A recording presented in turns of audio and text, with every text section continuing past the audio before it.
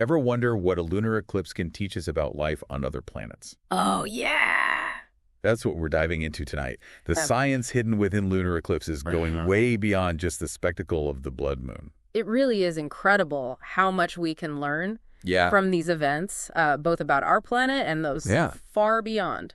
So, okay, let's unpack this a little bit. Okay. We've all heard about, the blood moon during a total lunar eclipse, Yeah. but what causes that eerie red color? It's all about sunlight bending through the Earth's atmosphere. Mm. So if you think about how sunsets and sunrises get their colors, Right.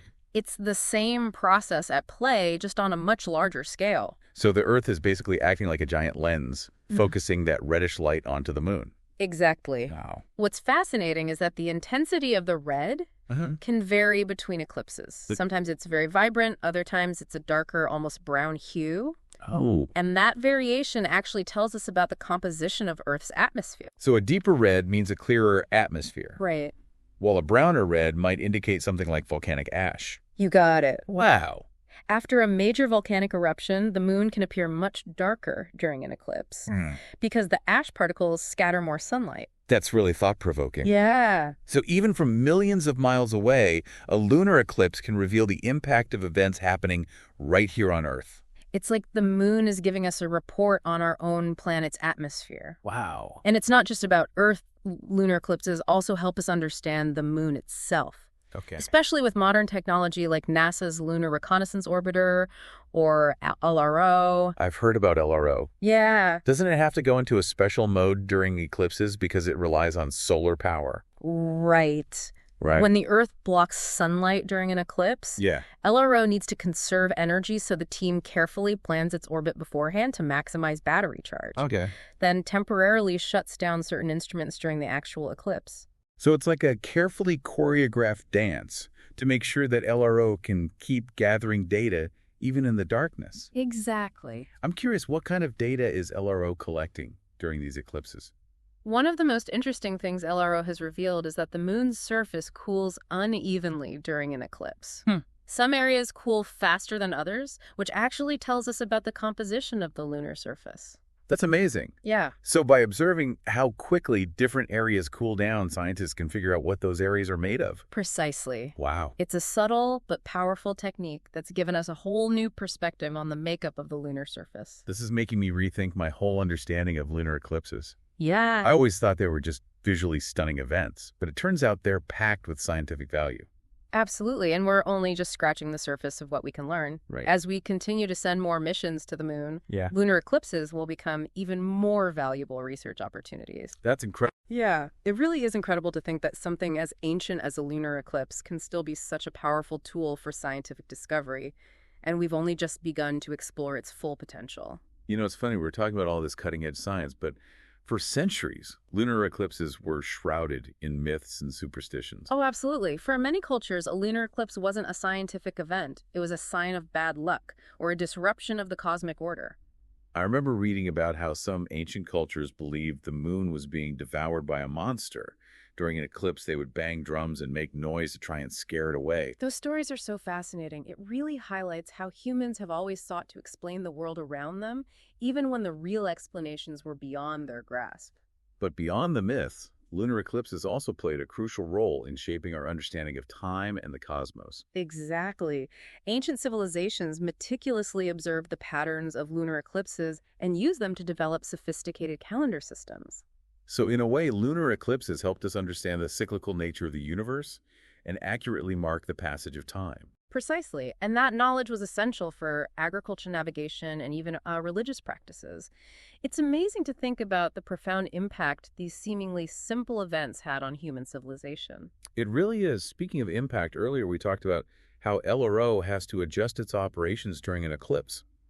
I imagine other spacecraft face similar challenges, especially those that rely on solar power. You're absolutely right. Any spacecraft powered by sunlight needs to take special precautions during a lunar eclipse. So it's not just about switching off a few instruments. What does it actually involve? It's a complex process. The mission team needs to carefully calculate how long the eclipse will last, how much power the spacecraft will need for essential functions, and how to best conserve energy during that blackout period. It sounds like a delicate balancing act, but it also shows how far we've come in terms of operating spacecraft in challenging environments. Absolutely. We've gained incredible knowledge and expertise in navigating these sorts of cosmic hurdles, which will be even more crucial as we set our sights on more ambitious missions like sending humans back to the moon and eventually to Mars. I imagine those missions will require even more sophisticated technologies and strategies for managing power and resources during those long journeys.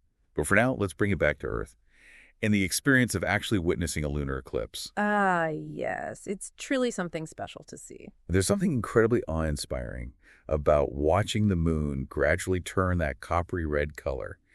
It's a visual reminder of the intricate dance of celestial objects and the vastness of the universe we're a part of. It's a moment of connection, not just with the cosmos, but with people all over the world who are sharing that same experience in a world that can often feel divided. That sense of shared wonder is incredibly powerful. It really is. Whether you're watching it alone or with loved ones, a lunar eclipse offers a chance to step back, appreciate the beauty of the universe, and maybe even feel a little bit more connected to everything around us.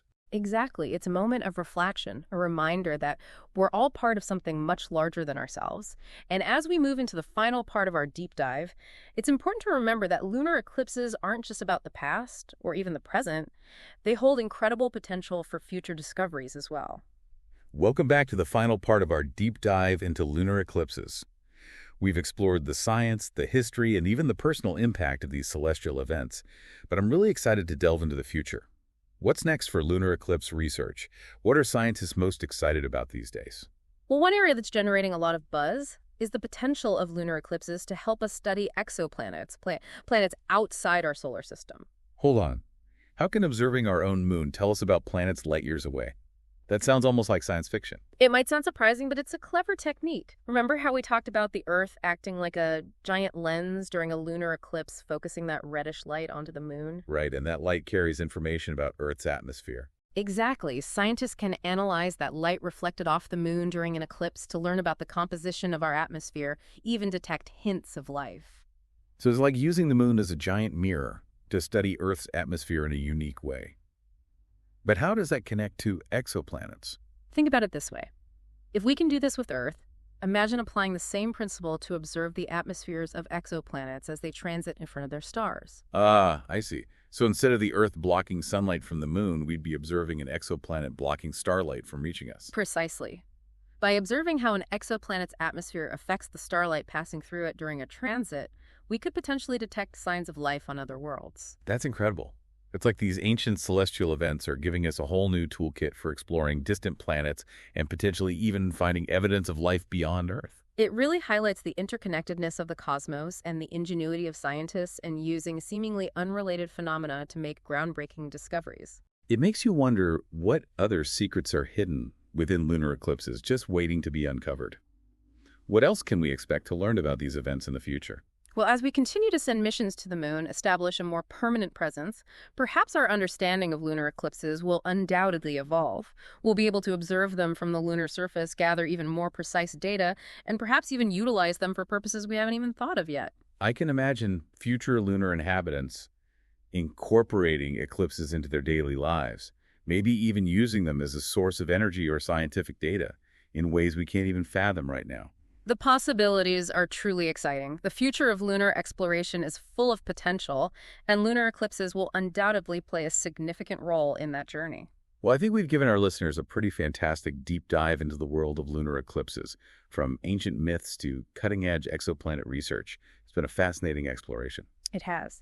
It all started with that simple question, what can we learn from a lunar eclipse? The answer, as we've discovered, is quite a lot. And it's a reminder that even seemingly familiar celestial events can hold profound secrets just waiting to be discovered. Exactly.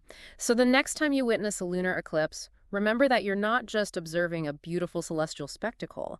You're witnessing a scientific marvel with connections to the past, present, and future of our understanding of the universe. Beautifully said.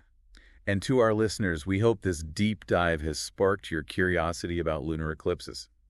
There's always more to learn, more connections to make, and more wonders to discover. Keep exploring, keep questioning, and keep looking up at the sky. You never know what amazing things you might find. And that brings us to the end of our deep dive into lunar eclipses. Thanks for joining us.